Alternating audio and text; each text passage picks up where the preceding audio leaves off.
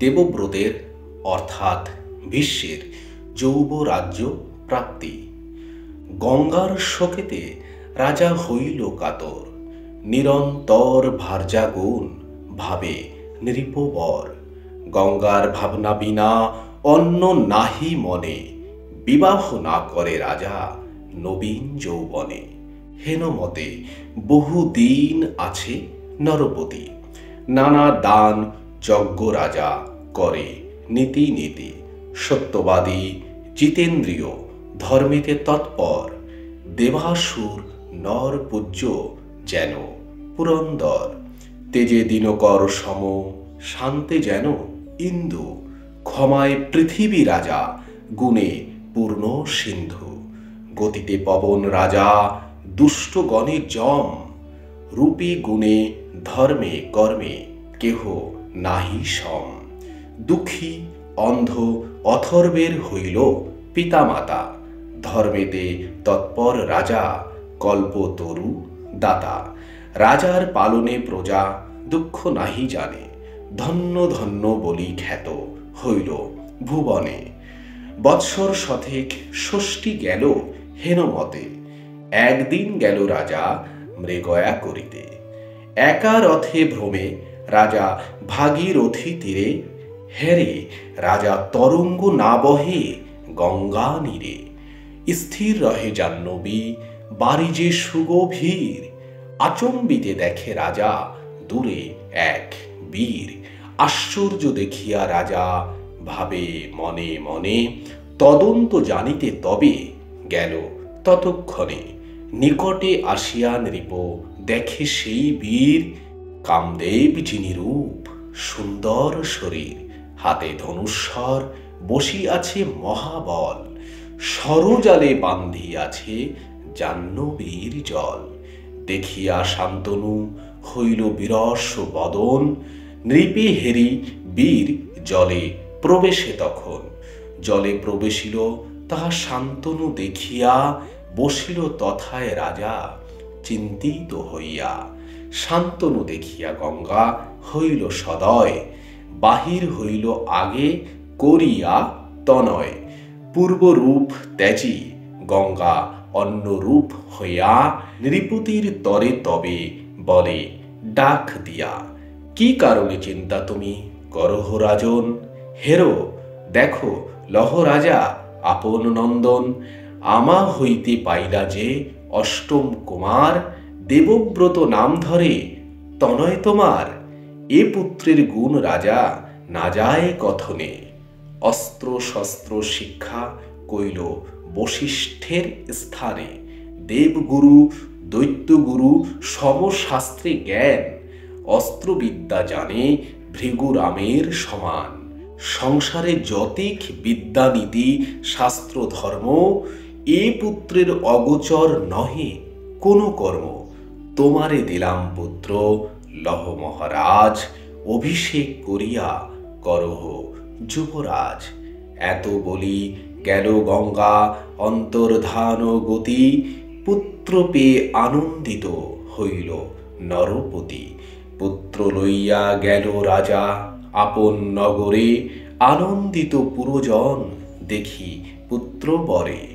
রাজার সহিত যত মন্ত্রীর সমাজ, শুভক্ষণ করিয়া করিল যুবরাজ। পুত্র পেয়ে সব দুঃখ পাশরিল রাজা, আনন্দিত হইল রাজ্যের যত প্রজা।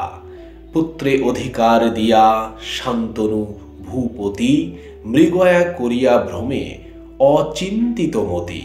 স্বচ্ছন্দে মৃগয়া করি ভ্রমে নরবীর, একদিন গেল রাজা যমুনার তীর। কালিন্দীর তীরে মৃগ করে অন্বেষণ, সুগন্ধ সহিত তথা বহিল পবন।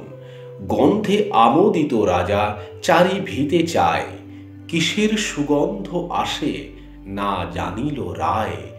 গন্ধ অনুসারে তবে যায় নরপতি, আচম্বিতে নৌকা মাঝে দেখিল যুবতী। পরম সুন্দরী কন্যা যিনি বিদ্যাধরী, কিরণে উজ্জ্বল করে যমুনার বাড়ি। যুগল খঞ্জন সম কন্যার নয়ন, বিকচ কমল প্রায় তাহার বদন। বচনে জিনিল মত্ত কোকিলের ভাষা, কুসুমে কবরী ভার সুচারু সুকেশা। কন্যা দেখি নৃপতিরে পীড়িল মদন, আগু হইয়া কন্যা প্রতি জিজ্ঞাসে রাজন। কোন জাতি হও তুমি, কোথা তব ধাম, কাহার নন্দিনী তুমি, কি তোমার নাম? কন্যা বলে, আমি দাস রাজার দুহিতা, ধর্মার্থে বাহিজে নৌকা, আজ্ঞা দিল পিতা। কন্যার বচনে রাজা গেল শীঘ্র গতি, যথায় কন্যার পিতা দাসের বসতি। রাজা দেখি মৎস্যজীবী উঠিল তরিতে, রত্ন সিংহাসন লইয়া দিলেক বসিতে। কর জোড়ে দাস রাজা নৃপপতি কয়, কি হেতু আইলা, আজ্ঞা কর মহাশয়। রাজা বলে, আইলাম তোমার এ স্থান, তোমার যে কন্যা আছে মোরে করো দান। দাস বলে, মোর যদি বংশে ভাগ্য থাকে, তবে মোর কন্যা দান করিব তোমাকে। যদি থাকে কন্যার কপালে সুলিখন, যথাযোগ্য বর পায় ধর্ম নিবন্ধন। তুমি কুরু বংশধর বিখ্যাত সংসারে, একমাত্র নিবেদন আছয়ে তোমারে। সত্য কর ধর্মপত্নী করিবে কন্যায়, তবে কন্যা সম্প্রদান করিব তোমায়। আমার কন্যার যেই হইবে কুমার, সেই জনে দিবে তুমি রাজ্য অধিকার। রাজা বলে, হেন কর্ম করিতে না পারি, দেবব্রত পুত্র মোর রাজ্য অধিকারী। এমন বিবাহে মোর নাহি প্রয়োজন, উঠিয়া নৃপতি দেশে করিল গমন। যেই ক্ষণ হইতে কন্যা দেখিল রাজন, অনুক্ষণ চিন্তে রাজা নহে বিস্মরণ। নিরন্তর নরনাথ রহে অধো মুখে, কন্যার ভাবনা ভাবি রহে মন দুঃখে। পিতারে চিন্তিত দেখি দুঃখিত তনয়, জিজ্ঞাসিল, চিন্তা কেন কর মহাশয়?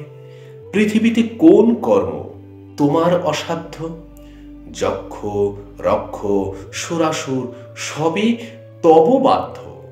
আজ্ঞা করো এখনই সাধিয়া দিব কাজ, কি কারণে অনুক্ষণ চিন্ত মহারাজ?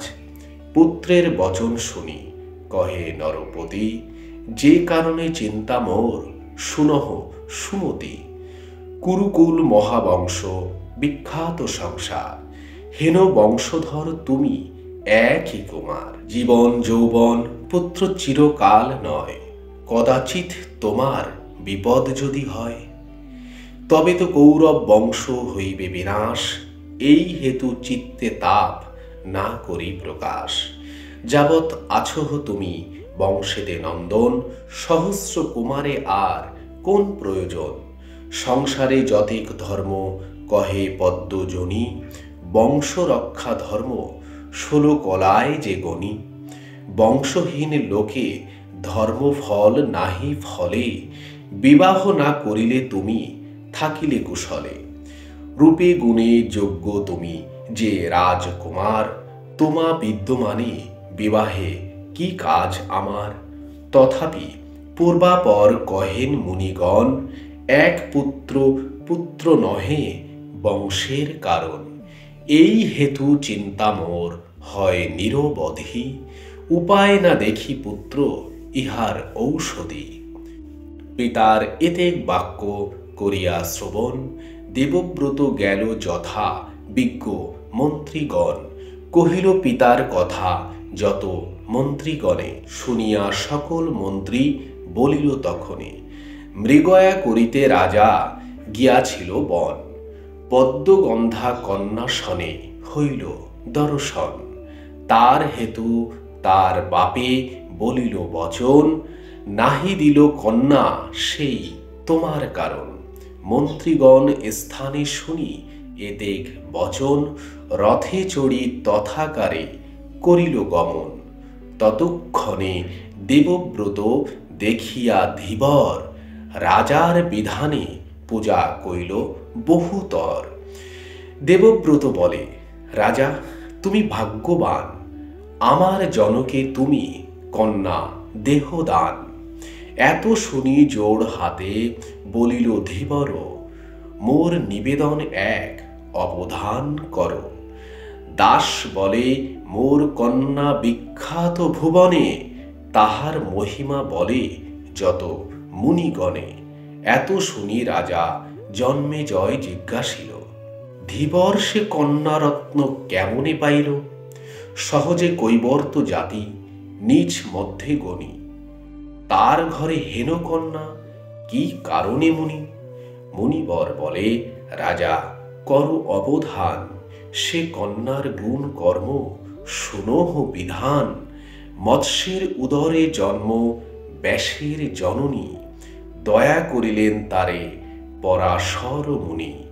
মহাভারতের কথা অমৃতের ধার, কাশী কহে শুনি ভববারী হবে পার। আজকে আমাদের পর্ব এখানেই শেষ হয়ে যাচ্ছে। আগামী পর্বে আমরা জানব মৎস্যের অর্থাৎ মাছের গর্ভে ব্যাসদেব জননীর কিভাবে জন্ম হয়েছিল, অর্থাৎ মৎস্যগন্ধার উৎপত্তি কিভাবে হয়েছিল। তো আগামী পর্বে আমাদের থাকছে মৎস্যগন্ধার উৎপত্তি ও ব্যাসদেবের জন্ম।